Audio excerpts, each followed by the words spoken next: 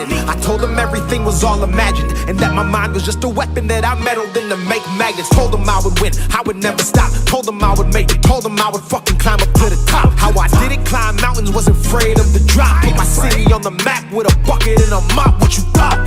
That I would pack up and quit? My mama slapped me in the face and she ain't raised no. What up, world? It's your boy, Pablo Rodriguez, and this is another episode of the Self-Proclaimed Podcast, a podcast where we bring you the stories of the realest, people who have been through the struggle, who have grinded to earn what they are doing for their last name right now, here and today. And today, man, I got a really special guest for y'all, man. I got one of the number 1 tattoo artists, not just in San Antonio, but in Texas and in the country. All right, this guy has inked up some professional artists. He's inked up some professional ball players. He's inked me up and countless others around the country, right? And this guy, he has got it out the mud. Everything that he has done on his own with little to no help from anybody else. And he's done it because he had a clear vision of what he wanted to do, how he wanted to do it, and just refused to let anybody take him off his grind, man. So listen, without further ado, it is my honor, my deep, deep honor to have my good friend, Nacion Botello from Off the Clock Tattoo, the owner, operator, CEO, boss hog of the whole motherfucking thing, here with us here in the studio today. What's good, brother? What's up, man? Good. Thank you for having me. Thank you for the introduction. I appreciate it. And what's up, bro? Man, nothing much, bro. I mean, bro, we finally got it done, right? We finally got you here in the lab today, man. Early. Bright and early. Yeah. And bro, I mean, listen, bro, you have done some phenomenal stuff. Like, just to give the audience an idea of who we're talking to, right? Tell us some of the great pieces of artwork that you have done, man. Man, there's a lot. Like the actual pieces I created myself, or pieces you created, pieces you inked on people. Like, I mean, just give the people an idea who exactly we got here today, the king of ink. Yeah, so I own Off the Clock Tattoo. I've been tattooing about 12 years now. I think 10 years professionally. I've tattooed from homies in the hood to on the way to superstars and being surrounded by big influences like entertainers and celebrities and just, chasing my passion and doing what's best for me, That's dope, bro. That's really dope. Who's the most famous person you've tatted? Well, recently I was trying to tattoo. I was linking up with Snow the product. Ooh, I love her music. She was down to do it. She's like, "Oh, let's do it tonight. Hit me up." So we did the show. We couldn't do it because she had issues with her bus or something, and that the theater was pissing her off. So we just enjoyed the show, but just to get the tap, okay, hello, this is me. And then boom. It's just tapping. Knocking on the door, okay, boom, boom, boom, a couple more times and we'll get it done. But I just always network with people like that just to do them, Okay. Who else have you linked up with? But so far, like the biggest, I always heard is Snoop Dogg's cousin, Sasha Banks. Okay. I think the biggest ones in San Antonio are like Frank Harris, is a UTSA football player. Mm-hmm. And then my homie Eat Migos, his name's Chris. Mm-hmm. He's a food blogger. Other people like that, yeah. Okay, that's dope, man. So here we are right now, present day. You have this budding empire that's doing phenomenal. You know what I mean? You've got this vision. What did it take for you to get here? Like, I know you've shared the glory parts of your journey and being here and now and all the things that you've accomplished, right? But let's, my audience is about people who are watching this are interested in hearing the struggle. You know what I mean? And I know you got a story, bro, because you come from the West Side, right? Yeah, the West Side of San Antonio. Ooh. So, like, take us back to where, I guess, the journey began. Like, when you first got the idea in your mind to do what you're doing, what was that like for you? What was it like around you with the people, family, friends? How did they take to your dream and to your goal? It started about when I was a teen, walking the streets, tagging graffiti, being with the hoodlums, the gangsters, the mobsters, or drug dealers, the homies, chilling in the curb and the porch, just looking at every car pass by or starting trouble, or because I hanged around with different type of people. You know, you had my good homeboys, they were Necios, down for whatever, my tagging crew, and I chilled with like other people like really gang affiliated, breaking into things and you know different bad things, and I was just in the wrong associations at the time that I didn't know. But deep inside, I did know that that wasn't for me. When I was doing these things, like this one time, I didn't even know we were breaking into someone's house. I was just subconsciously I wasn't conscious. I was subconsciously just doing it. I didn't know, you know, I didn't, it's so weird, like the type of mindset that you are in different situations when you're younger. I had no idea what I was doing. I was just, I guess those were my role models at the time. I thought it was okay or something, but we would be sneaking into windows, and I didn't know that, you know, you could get shot over that, or you could really do some jail time or get in trouble. But I was just not in the right mindset, and just being around the wrong people at that time. So it's definitely one of those situations where, like, you know, the crowd around you kind of determined what you were doing with your life at the time. And it wasn't necessarily a moment where you were like, yeah, I'm with this, or I'm all about this, or I'm all in on this. It was more like you were just kind of going with the flow of things at the moment, because that's what was there. That's what was there, and that's what I've been used to seeing. And we growing up in the West Side, you don't have no role models, no mentors, no people to show you, okay, that's wrong, don't do this. Of course, I have my mother and my family, but it's just different when, like, there's a gap that needs to be fulfilled that only the streets could. So there's where I was, and that was my fulfillment at the moment. So, like, in those, you know, adolescent years, those teenage years where you were like, I guess it was like a path to finding yourself, right? Would you agree with that? Say yes and no, yeah. Okay. So, I mean, like, when you were on that path, right, as you were going along, going through the motions of living life, you know, what was that aha moment? What was that moment where it was like, yo, you know what? I want to do something different. Like, this ain't for me. What kind of set it off for you?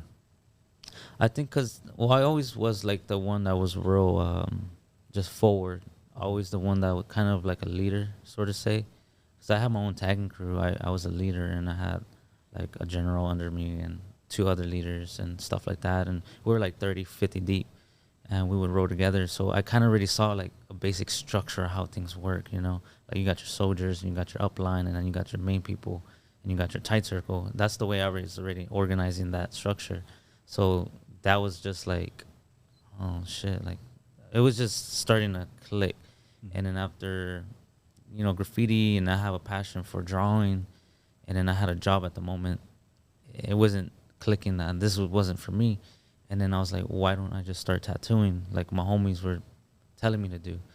So after that, I think that's what clicked. Like, I could really do this, and then put what I learned or what I know so far of organizing something, maybe put it in this, and that's kind of what shaped me a different direction. Okay. And so, like, how old were you when that started to happen? The year was 2013, about 2012, 2013. Okay. I don't know exactly how old I was. 17, 18, yeah. Okay. 17, 18, yeah. So now let's fast forward just a little bit, right? So now you've got an idea of something you want to do. You're already starting to see you're pretty good at it, right? Now, what was it like with the people around you? Like, what was their take on things as you were shifting from one life and moving into another? Was there a lot of negativity, a lot of positivity? Was there encouragement? Because both. Because even though like I was still the leader of a crew, I still felt the animosity within my own people, and they actually turned on me a couple times. And so now transitioning into the tattooing, I had some friends that were down with it. They wanted free tattoos or practice. Like, shit, I'll do it. And then they were supportive, you know. They were really supportive. And my family, at first, they were like, oh, no, don't do this, don't do that. You know, only like, it's like delinquents or, you know, rebel type of thing. Like, go get a job, work. My mom wanted me to be a truck driver. And I was like, nah, it's not for me. So I kind of settled for Pizza Hut, the calling center. I used to work there. Get out of here. Yeah, downtown. I didn't even know they had a Pizza Hut calling center. Yeah, so you're in a whole facility, nothing but rows of desks and people right next to you like robots just answering phone calls. And that was like nails on a chalkboard, I assume. Yeah, so as soon as I started, like, I felt trapped. You know, you can't really talk to your peers. An hour lunch break. Gotta ask permission for the restroom. Time off. You're set when to leave. So it's like you're just restrained. And I just didn't appreciate that. And being a kid, going into that environment, that system, it felt like, wow, I was questioning it. Like, this is what is for me for the next 20, 30 years. I was asking everybody, like, yo, how long you been here? How long you been here? 5, 10 years. I look at them like, you're crazy. Like, in my head, I was like, they say it, oh, I've just been here 5, 10 years. They say it like it's cool. Like it was so casual. Yeah, like and it was me, nothing. I'm like doing backflips, freaking out. And like, I just couldn't take it. And I just walked out one day, Christmas Eve 2013. And just straight walked I out? just got up, walked out, and that was it. So what led to the walkout? Like what was going through your mind at that time when you were sitting there at the desk kind of like debating like, oh man, fuck this shift? Just I had just a burning desire that I'm going to do it. You had this burning desire that you were going to do it, but what were you going to do? You were going to go all in on the tattooing? All in. I love it, man. So you get this burning desire within yourself. I'm going all in. You're sitting there in this fucking cubicle, hating life, hating the surroundings, right? Knowing that you are like a phoenix trapped in a cage, you know what I'm saying? And then you just click and up and walk out. Yeah. That is fucking dope, bro. And I did my first tattoo that night, or one of my first, and then I just snowballed from there. I just knew there's no plan B. So it was like, when you walked out, you burned the boats. You ever heard that term before? Exactly. Get to the island, get settled, and burn the boats. That's right. Burn the fucking boats on some Alexander the Great shit, bro. Exactly. I love it, man. Yeah, so, and most people at that situation, they'll still have one foot in and the other foot on a banana peel. I don't do that because you'll slip. Ooh, say that again, bro. I don't think they heard that. Say that again. So like with anything in life, like if you're one foot in and the other foot on a banana peel, you're going to end up slipping. So take your foot off that and just focus on the left side, you know. And just go all in. That's it. In. Don't half-ass it. Don't have one foot in, one foot out. This ain't hokey pokey. It's all or nothing. Exactly. So paint the picture for me, brother, because you're an artist. So what you walk out, right? What's going through your mind? You know, I know in your mind, partly what's in your mind is I got to go all in on this. Like, fuck this. I'm done with this. You're walking out, right? So literally, what was your mindset? Like, what was it you were telling yourself? What was the voice inside you proclaiming at that moment? At that time, my mindset wasn't shift. Like, my paradigm wasn't shift, like goal setting, you know, blah, blah, blah, that affirmation, stuff like that. But it was just do it. I just quit and just focus. And that was it. And so really it. Now you've made a decision. It's all in. We're focused on it. Now, what were some of the things that you started to do, like that you would consider pouring into yourself to make you better so that way you could accomplish this goal? Like, what was the young Nation doing at that time? Like, once you got to establish, all right, this is what I'm doing. I'm going to go do this. Now, what were some of the steps that you took to ensure that you were going to be able to do what you set out to do? That just made me relapse on a thought. Eric Thomas, I used to be on my computer late nights, you know, drawing or listening to music. I ran across this video. It's if you want to change your life, you know, type of motivational stuff. If you want to succeed as much as you want to breathe, that it was one of those videos, and I ran across it. It was like 12 minutes. That's the aha moment. That was the aha moment, bro. I remember that video, the original one. I remember it, bro. Like, I listened to that exact video, and it's crazy because I want to say we were probably listening to it at the same time, right? Because back then I was involved with multi-level marketing and had just really kind of got introduced to really motivation and inspirational stuff on YouTube, right? And E.T., Dr. Eric Thomas, shout outs to him. MySpace days. Ooh, I didn't even get on MySpace, bro. I don't even know nothing about MySpace. Yeah. I missed out on the MySpace wave. But literally, E.T., I heard and watched that video, right? And it was literally, to give the audience perspective, right? It was literally, there was a guy who he went to, this really super successful guy, and he said, man, I want to be successful. What do I have to do to become successful? And the guy said, you want to be successful? Come with me. Meet me on the beach tomorrow morning at 5 a.m. And he was like, look, I'm coming to you, bro, because I want to be successful. Like, I'm not trying to go swimming. I don't want to go hang out. Like, I want to learn from you what it takes to get to the level of success that you are. And he says, meet me on the beach at 5 a.m. And so the guy's like, all right, bet, I'm going to go ahead. I'm going to meet him at the beach, 5 a.m. So he goes out there 5 a.m.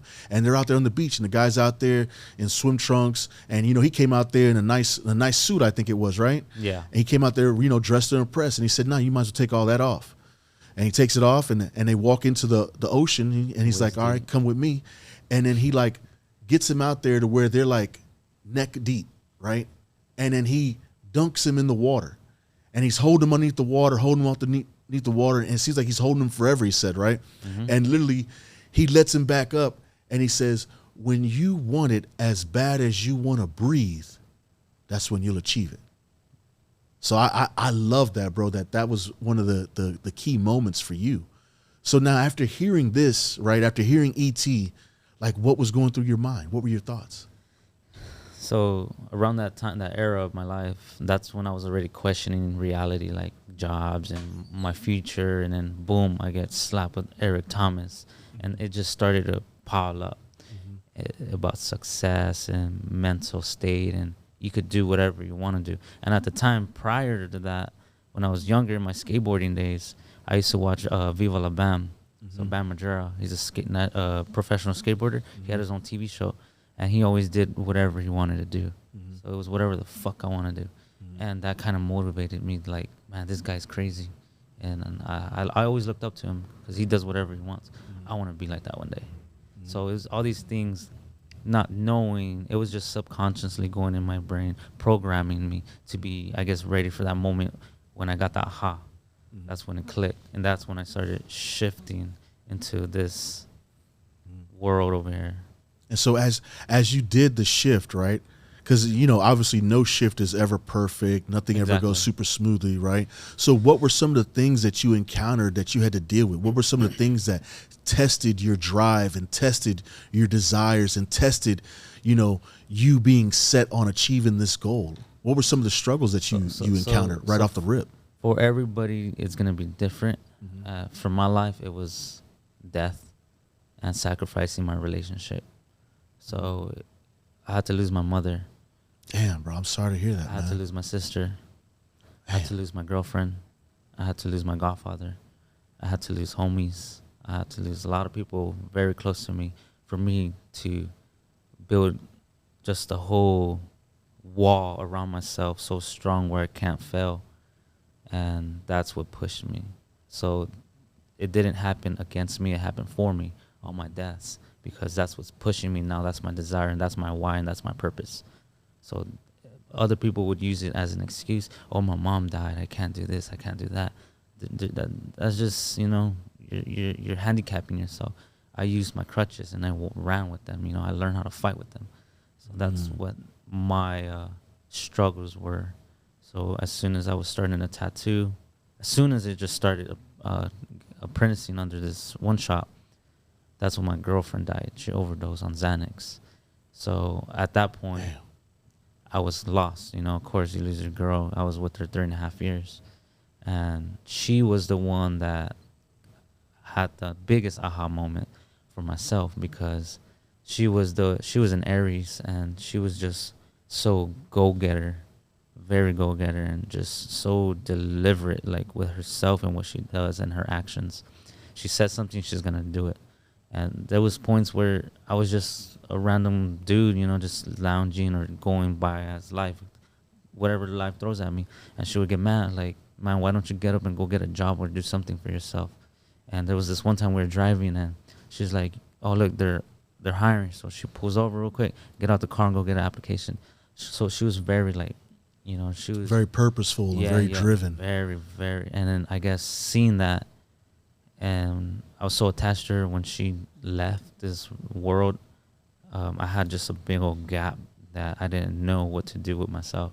So that's when I started diving deep in myself. Mm-hmm. So that only led an opening to find myself, and I use what she's taught me, you know. So I'm just like I don't know how to say the word, like a reincarnated of her. Like I'm just a new person. Like everything I have now, like my attitude, my confidence, my drive, my purpose, like it's all from her and what I've been through. Man, bro, that's huge, bro. Like I've experienced death as well, and it definitely had an effect on me, bro. But I didn't experience it on that level. Like that's and they're back insane, to back, bro. Like it was back to back. Yeah, I had no time to what is it called when you mourn? I didn't got time for that. So you didn't even have time to process it or nothing. You just had to deal with it. I had time to accept it. Man. So I think that's what makes me. Bro, you're a fucking trooper, bro. You're a fucking tank. And I don't blame God. I don't blame anything.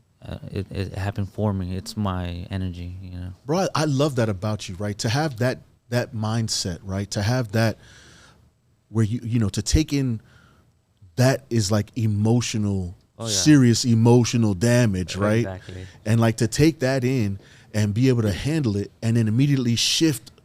You know what I mean? You created a pivot off of those moments. You know what I mean? Like you created a monumental pivot from several huge losses. You know, lose mom, lose your girlfriend, lose the other family members, and then not even have time to process that, not even have time to mourn that, to let those emotions out of you. But instead, you had to create a pivot right then and there, because if you didn't, who was going to do it for you? Yeah. You know what I mean? That while being a teenager, while trying to process, you know, growing up, or have no one to talk to, have no one to look up to, being from the hood, being broke, mentally, physically, emotionally, and trying to chase your dreams, like all that in a ball. That's huge, bro. It's like, you know, I'm glad you spoke on that, man, because it's a lot of people out here who go through a lot of stuff, man. And I'm a firm believer in that the stuff that's happening in someone's life, it's not happening to you, it's happening for you, like you said, you know? Like you have to take those setbacks, those downfalls, those breakups. You have to take those heartfelt moments that are typically used to destroy and rip people apart and set them back months or years. You have to take those moments and you have to use that. You have to be empowered by it. You have to find your strength in those moments to be able to go on and to put one foot in front of the other, man. And for you to be able to do that at such a young age, dude, I fucking salute that. Like, that's huge, bro. Like, man, that is a testament of your character and of your desire to really succeed, man. So after dealing with that, after going through that, and I'm not even going to just shoot past it, but like in going through that, right? I know it was tough, right? I know it wasn't easy. Like, did you have to talk to yourself every morning or every night? Like, what was it? What was the talk happening within you? What was the proclamations that were being said? It's just having hope, you know, going back to finding your reason, your why. Like, I can't kill myself now, you know. This can't kill me, or I can't kill myself. I can't let these emotions burn me down, because I have dreams, I have desires that are so big and out of this world, where I have to use that to push me. But there is times where I was hurting, crying, and lost, and reckless a little bit.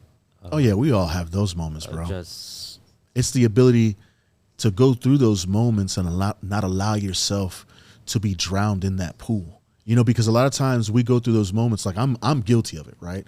I've had those moments and been able to still have clarity in that moment and push through and use it to strengthen me. But I've also been hella fucking guilty of being in those moments and literally just falling and continuing to fall and literally like drowning in that water. Like, on some real shit, like last year was a hellacious year for me, and I was drowning, right? And literally I couldn't do it on my own. I had a really good fucking friend, Quentin, who literally reached in that water and he yanked me the fuck out and said, "Hey, breathe, motherfucker. We got this shit." You know what I mean? Yeah. But you pulled yourself out, man. Like that is some top G shit right there. You know, for real, man. So when you were pulling yourself out of it, you know, what were you telling yourself? Just, I can't give up. I can't let them down. I can't let my family down. My people Your that why. look up to me, my why, my dreams down, my future family down. You know, things that are bigger than me. I can't let that down. And I would always talk to myself in the morning, at night, like about good affirmations. That's when I started learning about affirmations and law of attraction, and that's when it started compounding. So it was like you had like a mental click, right? Where, okay, I can stay in this bowl of shit, right? I could stay waddling in the mud, or I can pull myself the fuck out of this and keep marching on. Yeah, Right. it's like I looked at it as my life is like a chart. I'm here at the bottom, but I forecast a uptrend. So as I'm going up, I'm doing good. Boom, death. Boom. I'm not going down. I'm still in an uptrend. It's just a reversal to pop up. And then boom, another death. Boom, failures, fired, can't do this, can't do that. But it's just up, down, up, down. But as you see, you're going from here to here. You're going on an uptrend long term. So I just saw that vision long term. So when that pivot happened and you were going on that uptrend, right? You said you had multiple times where it went up and down, and we know there a lot of the deaths and stuff had a play in that, right? But once you got past that, what was the next obstacle you'd say that was pretty monumentous that you faced? Man, nothing beats a death. But Yeah, nothing beats a death for sure. I would say that's a tough one. Man, that's a very hard Like, so one. the deaths were the biggest thing in essence, and like, That's like out of this world type of pain. yeah, But yeah, nothing else can compare to that. That's the thing that's good about it. That I think it's a good thing that they passed, because nothing could phase me. Nothing could break me now. it was like after you went through that and you got your armor right, it was like nothing's gonna I'm ready chink for this war. metal. I'm ready for war. I think it happened early for me, because now in my future, I'm gonna go through things, but I have this past that I could remember. That this pain that I'm facing now, I've already been through the worst in my past, so nothing's gonna compare. So I could keep going. So that was just my mission that I had to go through. But other things would be like, you know, I had ups and downs from haters, the community. You know, some people bring you down when you're trying to come up.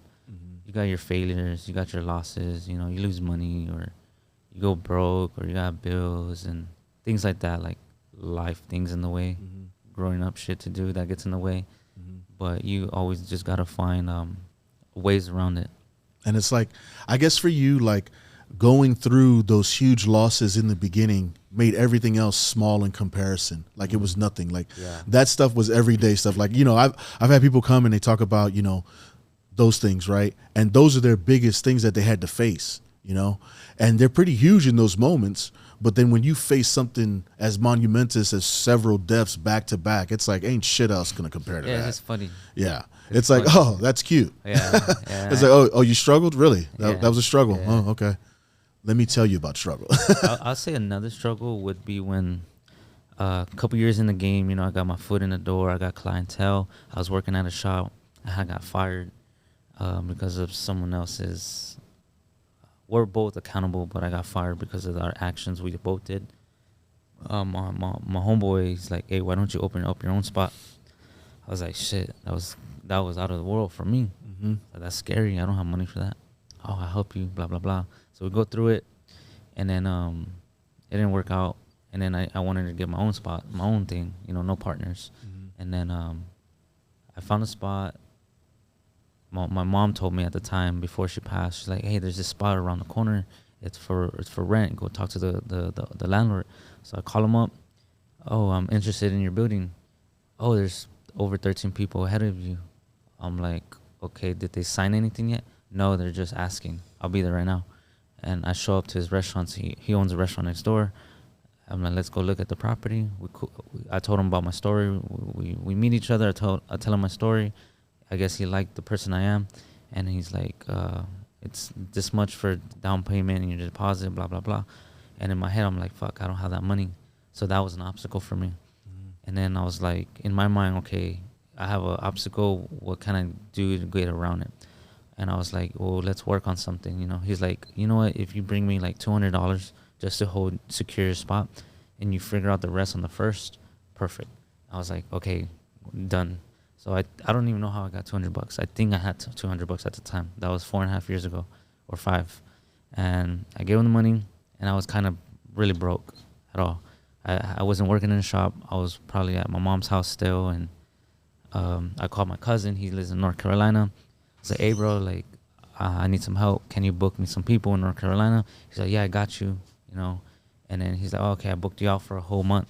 I was like, okay, cool. I'll be there tomorrow. So I get a plane ticket. I don't even know how I got the money from a plane ticket. I go over there, stay for a month. And then with the shop, it's not zoned. You got permits. You got to build it. You need capital. You need all these things. So I was like, fuck, like, okay, I got to rezone it. I got to have meetings with the city council. I got to talk to the neighborhood associations. I got to go get licensing, fire, you know, all that bull that comes with it. And then, so I stayed a month over there while I'm paying the rent. And then I got to go to court because I got to rezone it. I got to get my licensing and everything. So that alone's like $2,500 to $5,000. And the money's up front. And so I got the money. I came back in town. I paid it all off. And I'm trying to remember. I haven't told this story in a while. So I paid the money. And then I had to talk to the mayor. So we go to the council. And then they're like telling me like, oh, you might not make it because there's a daycare, a church, and a bar. And I was in between 2 neighborhood associations. So it was a whole mess. I had to talk to this neighborhood association, this neighborhood association. I needed 30 signatures. I needed meetings. I needed all this stuff. So I was like, damn it. So, but I still didn't want to give up. Mm-hmm. And they were like, oh, this is not going to approve. You can't do this. Like, no one's ever done this. Like, changed up the whole thing, the zoning. I was like, I'm going to try. And I felt like I knew I could do it. And I was just praying every day, telling myself I have it. Like, the council approved. I got it. Like, I was picturing it in my mind and feeling it that I already received it. And I was just life hacking me in my head. Like, I could do it. So we go. I end up getting approved. But that risk was losing all that money up front if they said no. So while I'm paying the rent for 3-4 months, while it took me that long to get the court. So that was a big issue on the startup of Off the Clock. I never told that on air. Man, so you went through hurdle after hurdle. Like, you were practically put with an impossible situation to overcome, and you fucking did it. And the thing, I couldn't even tattoo in there within those 3 or 4 months because I didn't have my license. So you had a building that you were paying rent on, and you couldn't do what you do to make money there. In there, and paying rent, and paying other people off. Wow. I think I was working from the apartment from there. Talk about having some fucking obstacles, man. Like, literally, if anything, that would have been a moment where a lot of people are like, oh, this ain't happening. There's too much here against me. I'm gonna fucking listen to my inner bitch voice and not go through with it. Exactly. You know what I mean? I'm gonna find something else to go do. You know, for real. It's in those moments where, you know, most people, they look at a situation and they're confronted with a problem, and all they see is the problem. They start bitching and moaning about the problem. They cry, oh my God, woe is me. I'm never going to figure this out. Who's going to help me? Who's going to be my hero and come in here and save me? And then there's people like us where we get confronted with a problem, and it's like, oh, I'm going to solve this motherfucker. Exactly. You know what I mean? And you did that. The crazy thing is, at that moment, so after that story, I got approved. And then a couple of months later, I was going to save money to have a block party, which was going to be my first block party in the West Side. And I had everything scheduled.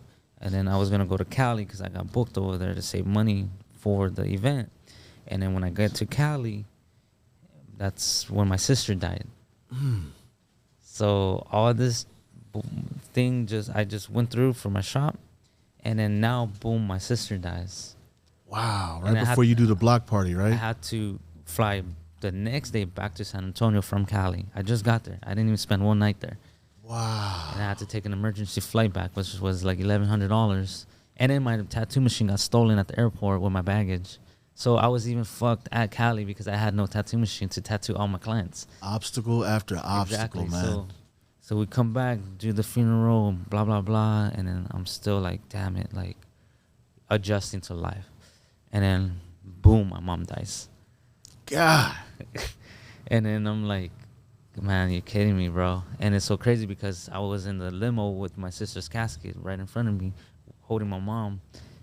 And then a blink of an eye, I'm looking at the same casket, but with my mom in there. Damn. Yeah. God damn. So those obstacles, it's just pressure. Yeah. And pressure either bust pipes or it makes diamonds, man. Exactly. I'm glad to see you here, brother. I'm glad to see the diamond that has been formed from the pressure, man, because I can only imagine how much more you're going to grow, you know? And I feel like I haven't even scratched the surface at all. I'm nowhere near my potential. It's crazy. A lot of times we feel like that, bro. It's like, you know, people around us are like, man, you're doing fucking phenomenal. You're kicking ass and taking names. The world is your fucking, you know, it's yours, right? And in our mind, we'll be like, shit, I'm just getting started. I ain't even done nothing major right now. Y'all think this is major. I'm just getting warmed up. That's fucking dope, man. So like, you know, after you know, your mom and your sister passing away, what happened next with Off the Clock? Was Off the Clock even formed yet? Yeah, that's when I was having. Because that was the shop we met at, right? The West Side. Yeah, the one on the West Side. That's the one where I came down and got tatted. Yes, that's the one. Yeah, because I remember when you were advertising for the block party. Yeah. You know what I mean? I think you saw that on the second time. The first time was, I think, a year and a half before that. That was when everything happened. So the second time I tried to do the block party, which it did happen, I only did it because to honor my people that passed and to relate, to do it for the community. So I didn't want to do it. I didn't want to do it without my mom and my sister. And at the time, like, I was in a relationship, a new one, and I had left my girlfriend at that time because I was just in so much pain and I just needed to work on myself and sacrifice my relationship for my success. And a lot of people from her side thought that was just selfish. It's a good thing it's selfish. You know, look where I'm at now. And now we're back together, and I promised her, like, I'm leaving with nothing, but I'm going to come back with everything. And you did it. Yeah. 4.5 years later, bro. I got her back, and I'm getting my life together, and I'm building, you know. Bro, I'm glad you touched on that subject. You know, it's in our journeys, right? It comes a time where we have to learn how to be selfish. You know, for me, it's something I recently had to start doing as well, man. One of my mentors, Preston Brown, he literally sat down with me in Arizona, bro, and he was like, you need to be fucking selfish. And I was like, what? Be selfish? Ain't people gonna look at me fucked up, feel some type of way? He says, fuck them. Be selfish. Take care of you. There's nothing wrong with being selfish. There's nothing wrong, because you got to understand, like, we as men, we as leaders, we as entrepreneurs, we're constantly having to pour out onto other people. And see, if you don't ever pour back in, if you don't ever get poured back in, then you're going to end up being an empty vessel that can't even pour out on those who need you, those who rely on you, those who look to you for that support, for that, you know, that upliftment, for that opportunity. You know, an empty vessel can't pour out on anybody, right? And so he told me, he's like, bro, be selfish, take time, cut out everything, and focus on you. Focus on getting you back mentally, spiritually, emotionally, and physically right. Get back to being the best version of yourself, and you'll see that when you take that time to be selfish and you get yourself back together, you're going to feel great and be better to the world, be better for those who you're trying to impact. And when he told me that, bro, it took a minute to register. You know what I mean? But I definitely understand it. Like, that's a good fucking thing, bro. Like, to take that and recognize that you needed to do that, there's nothing wrong with that. But the way you did it is true style. Like, because you told Shorty, you were like, look, I'm gonna take this right now. I'm not gonna do this any type of fucked up way, but I want to let you know exactly what it is. Like, I need to get me right, and then I'm gonna swing back around. And if you're right, then we can be right. That's what's up, man. And we had obstacles where we tried to get back together two to three times, but it wasn't ready. The time wasn't ready. It wasn't the right time, right? Yeah. So I've been blessed to have it back. I've been blessed to have what I have. I've been blessed to have my friends, just everything that's coming to me. I'm just happy and I'm grateful. And that's another thing, is being grateful now for the things to come in the future. Mm-hmm. A lot of people don't see or think like that too, because before you have anything in life and your wishes and dreams and blah, blah, blah, like, you got to be grateful now for the things you have and be grateful for the things that are coming. Amen, man. That is true words from a true general. All right. So after reconciling with your girl, right? What else has been going on with you? Like, what did it start to look like after that? That's when, I already got my art down. It's been a couple years in the game. Start my business. Now I got to think like a businessman. Because at first I got my shop, but I wasn't operating as a business owner. Just I own the shop because I was just, I own a shop. I kind of like settled, but because I didn't know that there's a whole world of operations. I didn't know that. Mm-hmm. So I was blinded to that. So I guess YouTube and having mentors and networking has empowered me to level up tremendously. And then now relocating is what got me out of complete comfort zone, where I got to change my old me to the new me that I got to be the best version of a leader and business owner and mentor to my own team and community. Because now I operate like, learning the backbone of, people don't see how a real business works. Mm-hmm. The pros and cons. You got to learn this and that. You got taxes. You got operations. You got payroll. You just got a whole list. Marketing and stuff like that. Like, people don't know that. People are just like, come in, work, and go home. Like, that's cool and all, but I want to hit 7 figures a month, with all my stuff. Mm-hmm. So I've been learning. I've been sacrificing. I've been reading. That's all I do. I don't watch movies. I don't watch Netflix. I don't do anything else besides learning, reading, watching videos, podcasts, interviews, meeting people, my friends, my inner circle, just learning and growing just to feed myself and to feed others and just grow. That's all I do. That's all I care about right now. I don't care about, like, going out. I'll go out socially just to network, but that's all. I don't get blacked out drunk and I don't remember anything. No, I don't do that. I never really done that. We call that laser focus. Like, literally, you're at that stage where you got the blinders on and you're not looking left, you're not looking right, you're not looking into any distractions. You are just got the blinders on and straight focused on the track. What's in front of you is all you're concerned about, all you're going to focus on, all you're going to do. And that's the way, like, in truth, to really be on the journey, right? To really get, like, there's stages to the journey. All right. You got the initial conception of the idea, putting in the work, getting it, getting that idea formulated into its physical parts where it starts to look and feel and be real. Right. But then there's the next level, right? The boss level, where you're learning so much because, did you go to college? I didn't go to college either. No. So it's like we're self-taught, we're learning from the streets. We're learning from the ground up. Right. So at that level, when you're doing all that learning, you can either be distracted by the world and everything that's going on around you, or you can put the blinders on and have laser focus. And that's what you've done.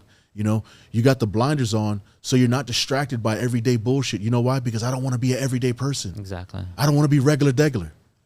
I don't want to be Joe Schmo. I want to be the motherfucker Joe Schmo looks at on YouTube and in magazines and on social media and sees and says, damn, I wish I was that motherfucker. That's who I want to be. That's who you want to be, And to get to that level, you got to have blinders on. You got to be focused. You got to be driven. You got to have purpose, and you got to move with intent. Mm-hmm. And I would definitely say you're moving with fucking intent, bro. It's awesome to see that in someone your age, coming from what you've come from, going through what you've gone through, and still pushing, still trucking. Yeah, It's awesome, brother. And I think another thing to back all that up, it comes with belief and deserving. I know I deserve that. That's why I work for it, and that's what backs up my purpose and my why, because I deserve it. People are scared to claim that they deserve the life they want, or they're just scared to say it. They don't have standards for themselves or anything like that. People settle for what life gives them because they don't ask for it or they don't believe. And like you said, they don't have intention to back it up. So that's really what the backbone of all that is. Deserving. Like, I am deserving. I deserve to be a multi-millionaire. I am a multi-millionaire.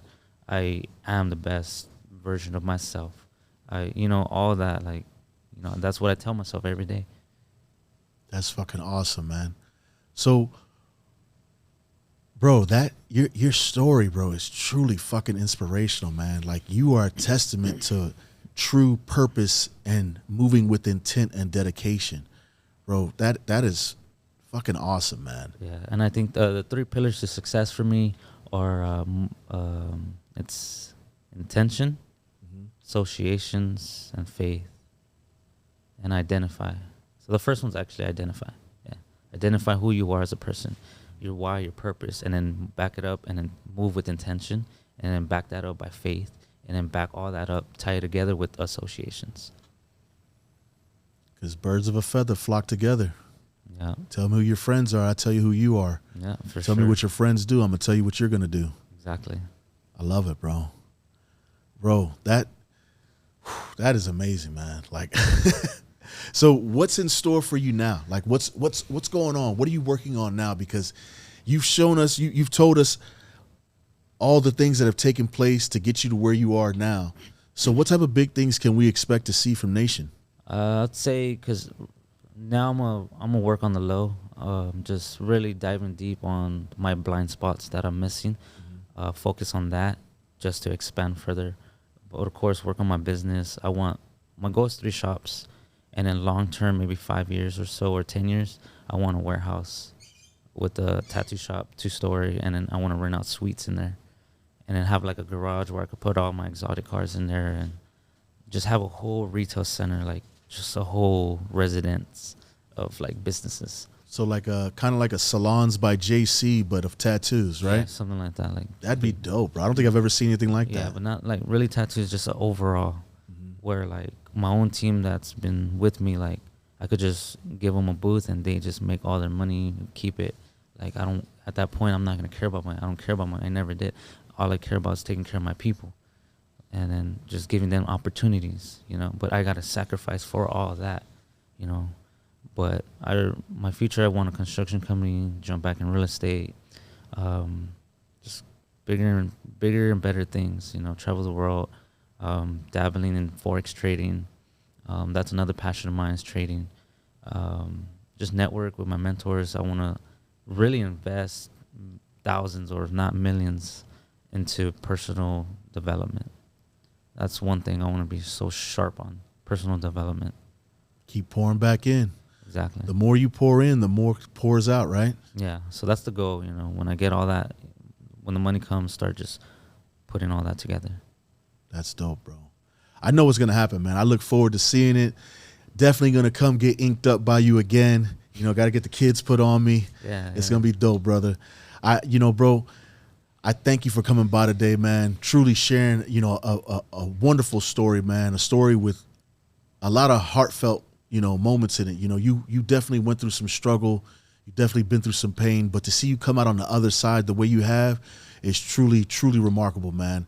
And I know your story has definitely touched some people today. And guys, I want to tell you this, we don't charge nothing for this show. I don't ask nothing. I don't run any ads or anything like that, right? If you got anything from what you heard today, all I ask, give us a like, give us a share so that somebody else out there can hear this man's story and be inspired to go out there and kick ass and take names just like you guys are going to do. All right. That's all for today with Self-Proclaimed, man. I thank you guys for tuning in and checking out the show, bro. Do me a solid. Drop all your socials. Drop all your info, how they can get a hold of you. I know there's probably someone on here who might want to even get inked up by you. So drop all your info, man, so they can connect with you. Yeah, Instagram, personal is Nacion Botello. The handle is NAYYSHEN. Facebook, Nacion Botello. For business, for tattoos, Off the Clock Tattoo on Facebook, Instagram. All right, guys. So listen, if you want to get inked up by the best, the king of fucking ink, you hit my boy Nacion up, man. And I'm telling you, he's nice with it. And you got a light ass hand. You ain't going to feel a damn thing. Literally, I thought he was drawing on me when he tatted me. But guys, thanks again for tuning in. We'll catch you on the next episode. Told them everything was all imagined, and that my mind was just a weapon that I meddled in to make magnets. Told them I would win, I would never stop. Told them I would make it, told them I would fucking climb up to the top. How I did it, climb mountains, wasn't afraid of the drop. Put my city on the map with a bucket and a mop. What you thought? That I would pack up and quit? My mama slapped me.